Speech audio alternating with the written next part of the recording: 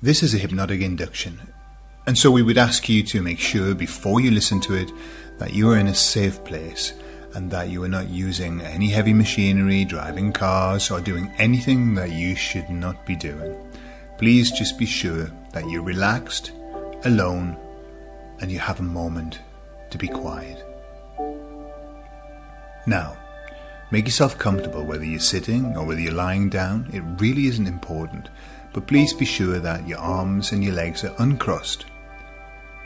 Now you can do this with your eyes open or your eyes closed for the moment, but eventually you'll find that your eyes will close anyway because that's just a natural process. And I'd like you to start by taking 3 nice deep breaths in. And just follow me as we do this. Breathe in, hold it, and breathe out. Once more. Breathe in, hold it, and breathe out. And one more time, we're going to hold this a little longer. Breathe in, hold it, and then breathe out.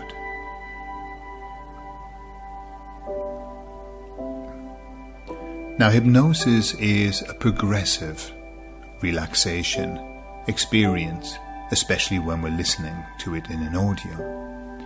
And so what you will be experiencing is exactly that as you listen to the sound of my voice, and as you begin to allow your body and your mind just to slow down, you will begin to notice that each muscle, each fiber, each nerve, each atom of your body will progressively become more and more relaxed. Now that isn't because I say so, but it's because you are allowing that to happen now. Because hypnosis is really a contract between 2 people. The person that is guiding you into hypnosis, and that is me. And the person who is going into hypnosis, and that is you. And so as I guide you along, you will follow my instructions. And by following those instructions, you will find yourself in a beautiful place. Just as you are beginning to find yourself in that beautiful place now. For hypnosis is a truly beautiful place to be in. It's often described like the moment just before you fall asleep. In that twilight zone, in that place where your thoughts start to take wings. Where you're neither awake nor asleep. For hypnosis is not sleep. Far from it. In fact, in hypnosis often you are more aware than you would normally be in your conscious waking state. In hypnosis very often you're aware of smells more acutely, sensations in the body, and perhaps now you can scan your body to notice any sensations of tension. And as you notice those sensations of tension, you can just allow them to leave your body. And in the space that they leave behind, allow relaxation to enter into that place. And as you begin to relax each part of your body now, starting from the very top of your head and scanning and relaxing as you scan, gently down, all the way down your body, passing through every muscle, every area of your body, down your chest, stomach, thighs, calves, feet, and then checking your shoulders, your arms, forearms and hands, And then the nicest part, relaxing the face around the eyes, the cheeks, the neck, and the scalp too. And as I continue to talk, you will continue to relax. For hypnosis is a constant deepening of awareness. And so, with every word that I say and every breath that you take, you will be allowing yourself to go deeper and deeper into this state of relaxation. For it is in this state of relaxation which the best changes can happen. Changes that you perhaps would never even believe before. For you can change, and you can change dramatically when you have your unconscious mind on your side. And so we are appealing to your unconscious mind that it help us with these changes now. That it help us for you to begin a healing process, to begin a process of change, to begin to be a new person, or perhaps better said, the person, the authentic person that you have always been. Now I'm going to count from 10 down to 1, and with each number that I count, I would like you to double the relaxation that is already there in your mind, and double the relaxation in your body, so that by the time that we reach 1, your mind and your body will be very relaxed and ready to start to take action. 10 and 9 and 8. More and more calm and relaxed. And 7 and 6. Halfway there now. And 5 and 4. Feeling very calm, almost distanced from reality. And 3 and 2. And now finally just releasing and letting go. And 1.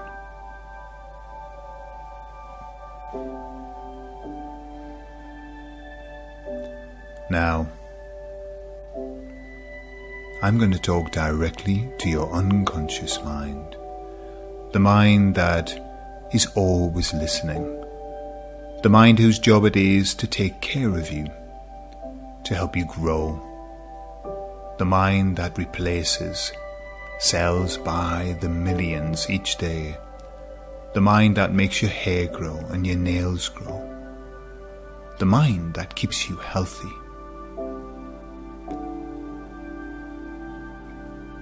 For that is the mind that instigates change.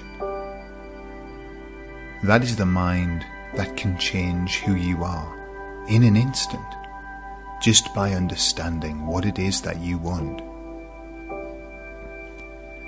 You see, we spend a lot of our time talking about what it is that we don't want. We spend a lot of our time being angry about how things are. We spend a lot of our time pushing and pushing against the things that we don't like, the things that we don't want. And although that is a great distraction, it uses a lot of our energy for very little gain. For I don't know if you've ever seen two horses tethered together, but facing in different directions. No matter how hard those two horses pull and pull and pull, they are pulling one against the other. They're using all of their strength, and yet neither of them can really move at all. One might gain a small distance, but not much. And quite often our life is like this. For when we are pushing against things that we really cannot change, when we are angry at things that we really cannot change, then we are using a tremendous amount of emotional, nervous energy. And this can leave us feeling angry and depressed and sad and disappointed. A feeling of hopelessness. And how often have you felt hopeless about what is happening around you? The same applies to when we are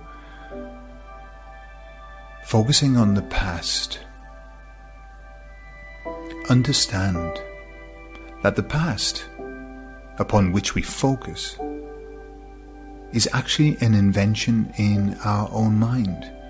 There really is no past, for the past is over. And we'd like you to understand what it is that the past is. The past is the present, as a memory.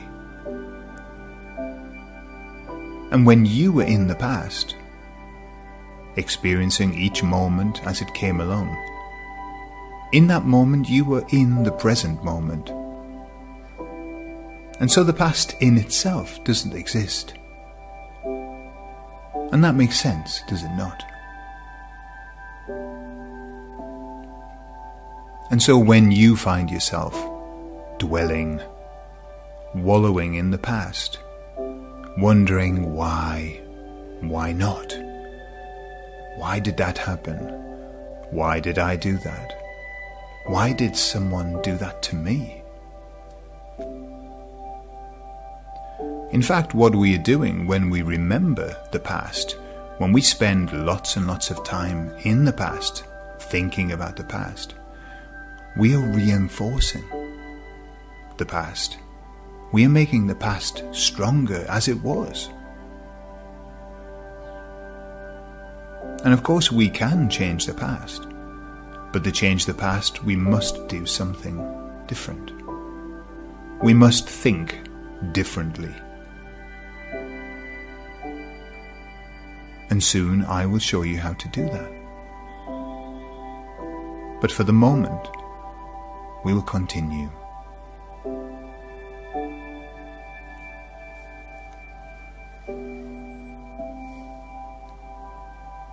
Understand that you are not alone. You are not the only person who has had a difficult past. In fact, it is now shown that 80% of all people have had a difficult past. 80% of all people have suffered trauma, have had bad experiences.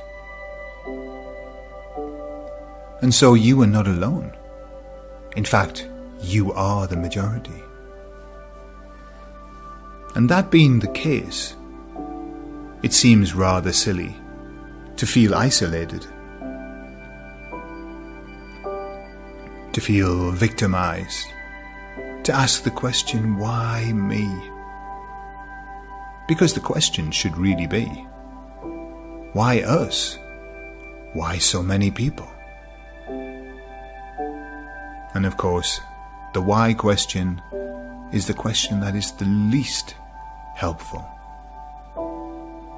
Because why needs an answer to come from somebody else. Perhaps the person who caused you these problems.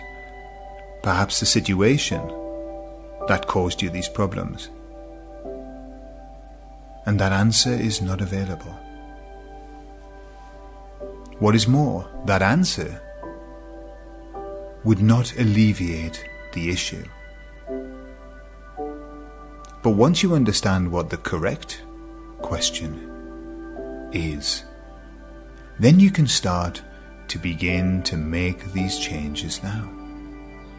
For the correct question is, what must I do to fix this? How can I fix this? You see, there are two kinds of thinking. There is the thinking about what was and what has happened. And there is the thinking about what could happen and what can happen. And this is where we are asking your unconscious mind to begin to start to work.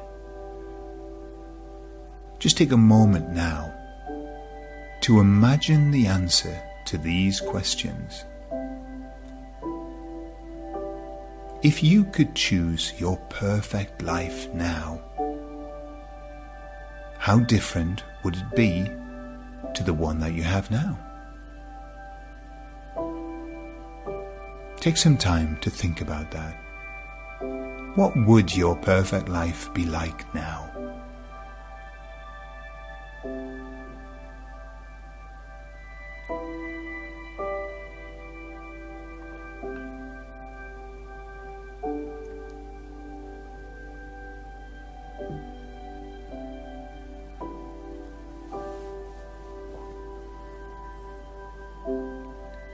And as you think about that, I wonder whether you can start to imagine just what a perfect life is like. And I wonder whether you would really change such a lot in your life. I'm talking about what surrounds you. For we all have beautiful family. We all have wonderful situations. And quite often what has to change is not the situation, but it is our perception of the situation, the way that we look at the situation, what we think about the situation.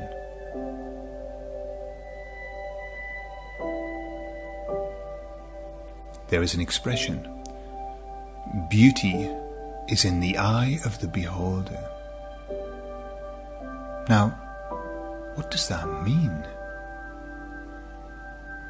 That means that one person can look at something and they can see beauty.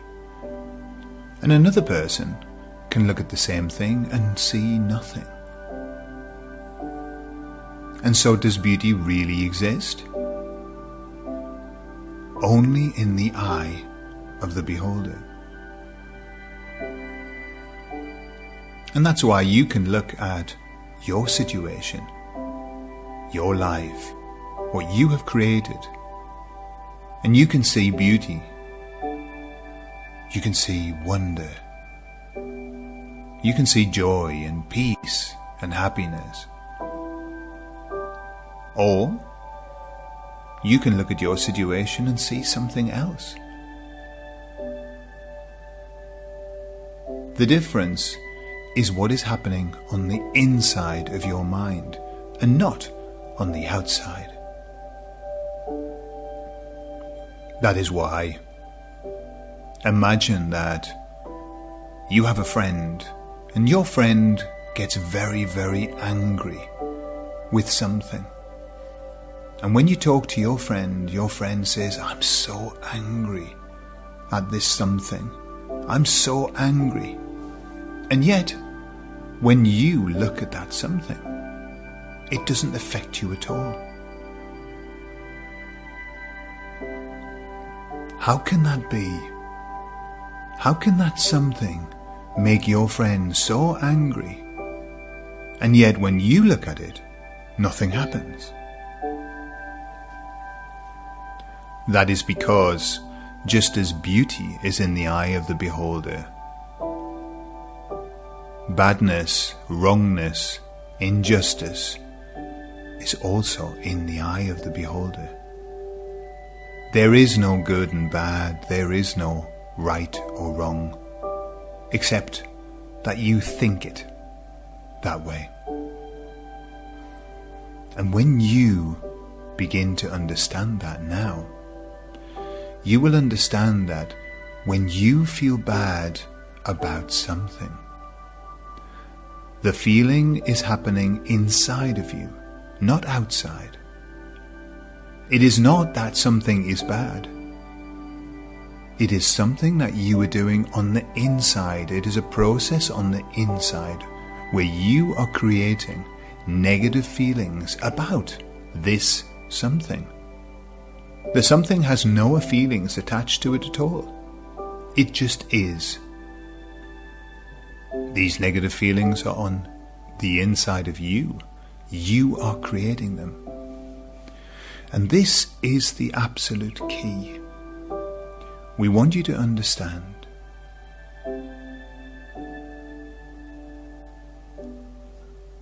all feelings come from a thought.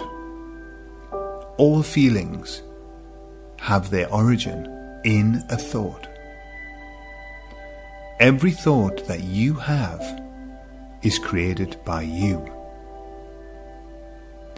You create your thoughts by generating them in your mind, by allowing them to happen, by observing them, and by making judgments on your thoughts. And those thoughts that you have lead you to emotions, good ones and bad ones. You look at your family and you have a thought which goes, "Isn't my family beautiful? I love my family." And those thoughts generate feelings of love, of happiness.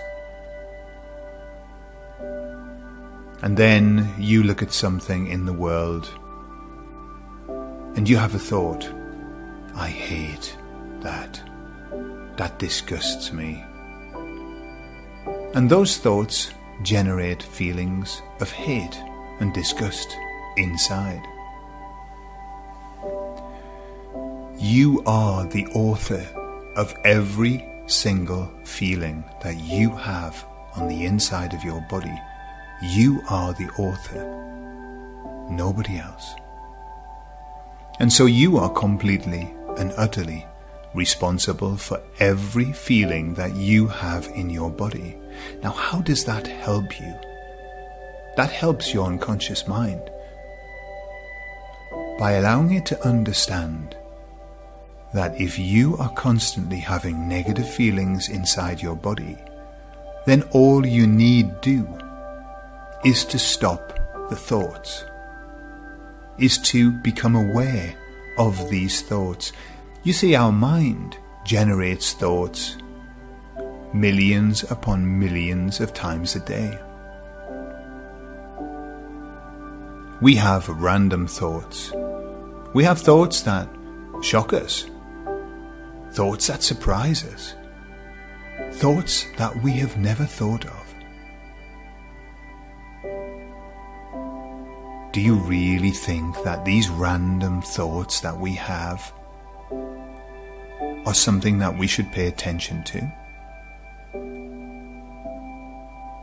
Do you really think that these random thoughts that happen for no other reason that dreams happen, do you think that these random thoughts are worth spending tremendous amounts of energy, emotional energy, in understanding them? Our thoughts are random when we are not thinking on purpose. Our thoughts are random, and therefore it makes little or no sense to attribute emotion to them. And when our thoughts are on purpose, then we are in the strength position.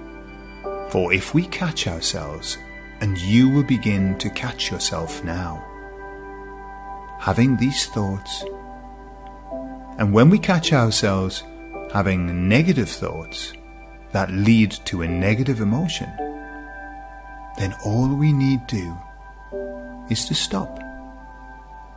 We stop and we say, not that.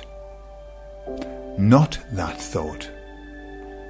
And we begin to think about something that makes us happy. Now that is not always easy, and we will not always catch our thoughts.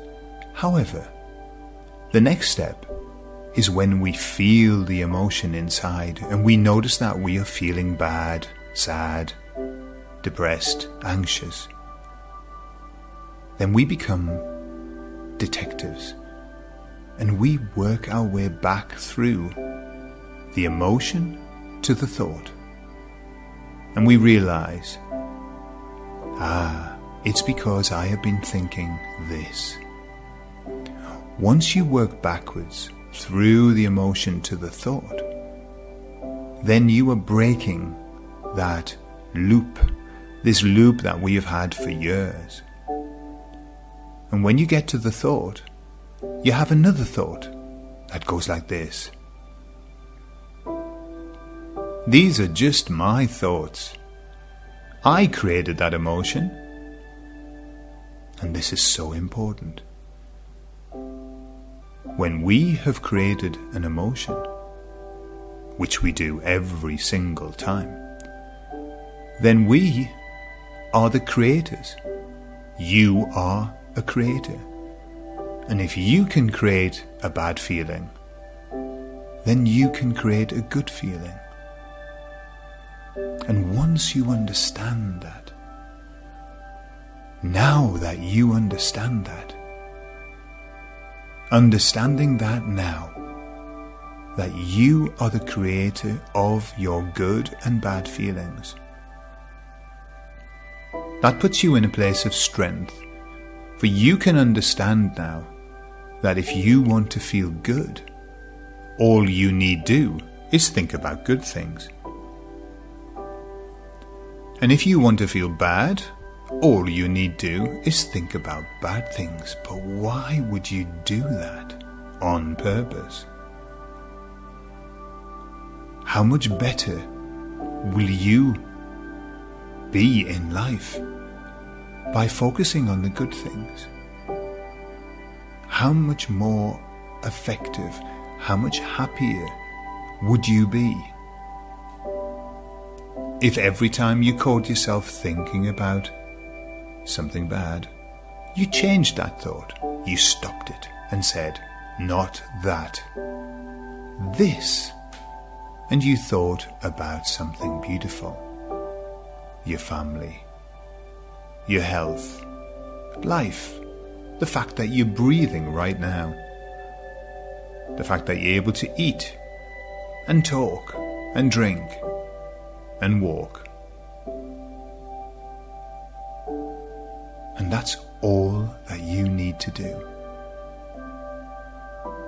Become aware. Start thinking on purpose. A mind that is allowed to run amok will run amok. Not because it's bad, not because it wants to hurt you. A mind will give you every option of thought if it is allowed. It's just what the mind does. But let me tell you something. It's only doing that because you have not given it the instructions that it needs. A computer will generate rubbish and garbage if you have input rubbish and garbage. Garbage in, garbage out. And so your job now, each and every day, is to start to input what it is that you want your mind to represent to you. Every time that a negative thought appears, you stop it. And you say, not this, but that. And the that is a happy thought. And each time you catch a negative emotion, already the thought has done its job and it has led you to a negative emotion. you catch that negative emotion and you, like a detective, work your way back and you ask the question, what have I been thinking to make myself feel this way? And when you arrive at the thought, you say, these are just my thoughts. I did this. And so if these are my thoughts, and if I can do this, then I can undo this. I can think of something beautiful. And it's a process of education. You need to educate your mind. Your mind wants to be educated. Your mind wants to know what to do. And until you tell it what to do, it will do whatever it thinks it should do. And that, normally, is not a good thing. And so your job now is to begin to re-educate your mind. Not this, that. These are just my thoughts. If I can create this feeling, then I can create any feeling.